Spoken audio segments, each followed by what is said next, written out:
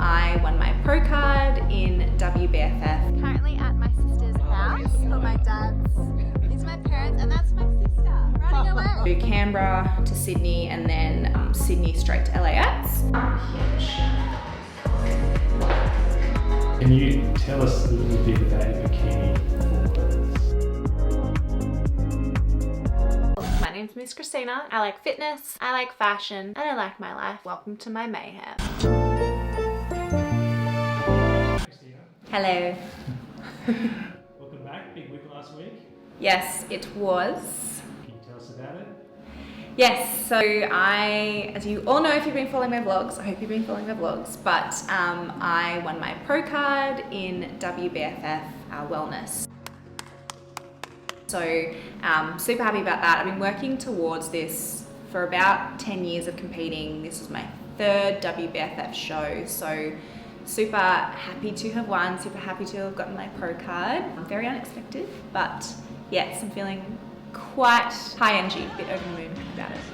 Yeah, how does it feel to be pro? I don't feel too different to what I felt before it all happened, other than, you know, it's a big goal. I've achieved it after all these years. I feel proud of myself, but yeah, I just feel relaxed. I don't know, I feel like I can take a breath. And how does your family feel about you becoming pro? What was their reaction? My mum cried so much. Like, she's been there from the get-go. She's the one that makes all my bikinis, that makes all my stage outfits.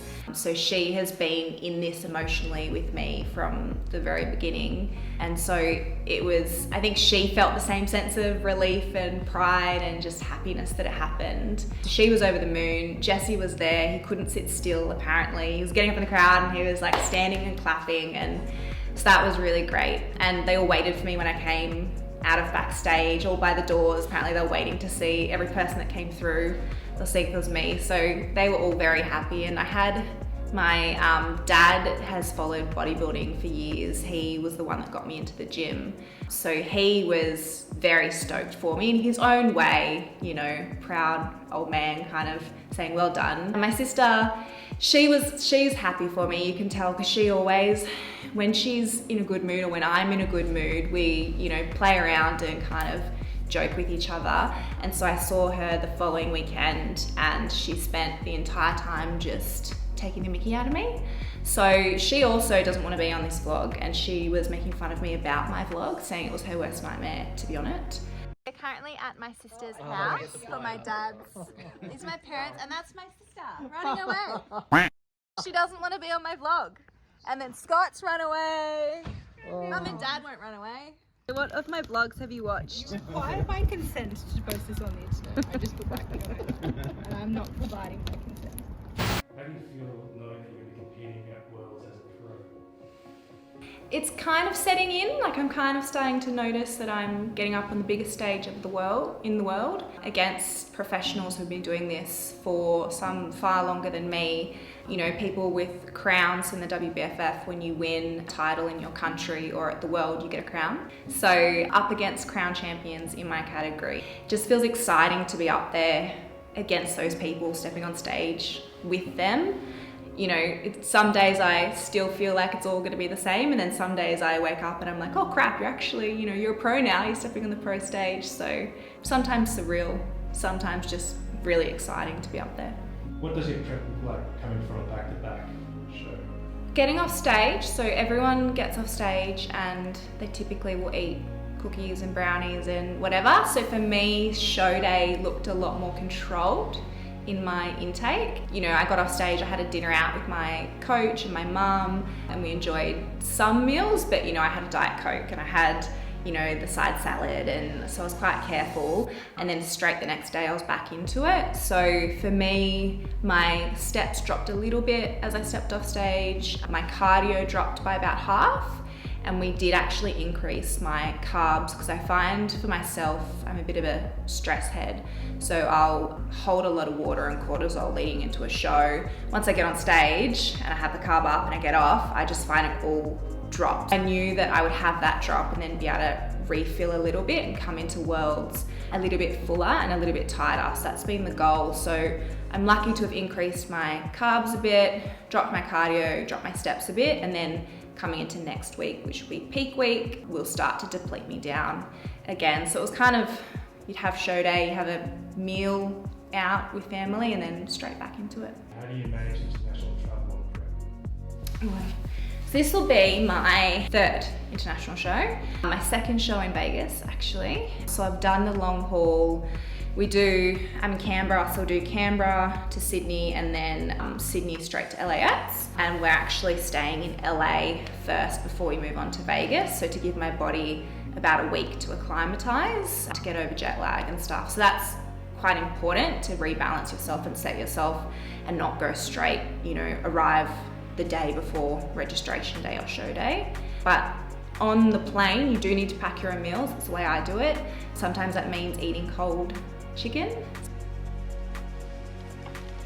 So that's not so enjoyable, but you do what you gotta do. They won't heat up your meals on a plane. For whatever reason, there's some WHS issues, so you do have to bring them and eat them, and once you get off the plane at the border, you have to throw out your food because of customs. So there is a bit of planning that goes into it. I also try and, on the plane, if it's like a 15-hour flight, I try and time my sleep to the stages of night for whatever country I'm going to. So for me, I'll stay awake, and then once it hits, 9 o'clock in that country, I'll try and sleep through the night and then wake up if it's a morning or whatever it is. So it helps you overcome that jet lag, and then you really need to get outside in their daytime to try and set your circadian rhythms once you get there. So that's important. So it's a little bit of, mucking around. There's a bit of planning that goes into it. But if you try and just make sure you manage that jet lag, you manage your meals as best you can, and you set yourself, your circadian rhythm to the new time zone as soon as possible, you'll mitigate water retention as best you can.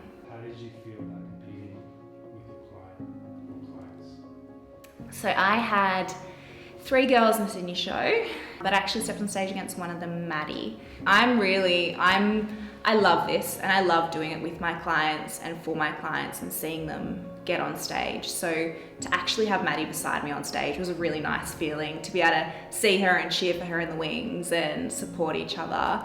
And we just had the conversation early to say, look, do you mind? Does it bother you? How do you feel about it, openly and honestly? Because prep is really emotional. You can get competitive, and that can be to a detriment, of course, because I want my client to succeed. And if you're coaching them, sometimes that means succeeding over you, and that's not a bad thing. That is your job, that's why you do it. So it was really nice to get up there together. And we bonded and formed such a strong friendship. And obviously all of my other girls in the show, it's busy time. You're trying to do all of your prep stuff and your peak week stuff, but then you're also really focused on them and their peak week. But I think it made the show more enjoyable for me. I wasn't so in my head about, am I okay? Am I doing the right thing? Am I where I need to be? I just kind of enjoyed the time with my girls. And all throughout this prep, I've been coaching a lot of girls. So actually, while I'm overseas, I have a few girls that are about 2 and 3 weeks out from a show. So I'll get back from America, and then the following week I'll have girls compete here. So it is very full on, and obviously when you're in prep, you're tired, but I absolutely love coaching. I have some really good girls coming up, so I can show you some footage of them in the studio, and then you'll be able to see them when they come up on stage. But yeah, it's really nice. It's one of the things that keeps me going through prep is working with all of my girls. Hit that over. Don't squeeze it in. Smile. Good. Slow. Take time. Keep glute pushed. Weight up into the glute. Open up the elbows. Good. That's better. Don't squeeze it back first, okay? There. Thing for you is making sure the upper and facials. Yes. A big one that I'm so excited about because I'm a child is we're going to go to LA for peak week. LA is such beautiful weather. It's their summer, but it's not too hot desert summer like Vegas. And Mum's coming with me, so it's her first time. I think she's been to LA before, but she hasn't been to Vegas. But The two things that we really want to do together in LA is one, go to Universal Studios and go to Harry Potter World, because my mum is a Harry Potter fanatic. And two, because I am a Disney fanatic, go to Disneyland. So we're really excited about those things. We'll also go to Santa Monica Pier, we'll go to the Mecca, Muscle Beach in Venice, the Hollywood sign, the Boulevard, so we'll do all of that. And then once we get to Vegas, it's all show week, all full on go, go, go at the Paris Hotel in Vegas. And then Mum really wants to see an Elvis chapel where Elvis Presley's dressed up. We might get crashed someone's wedding, I don't know, whatever tickles Mum's fancy. So we'll definitely do that. And we might go see a show post stage in Vegas. So I'll show you all of that, but some things have to stay in Vegas. So. Can you tell us a little bit about your bikini for words?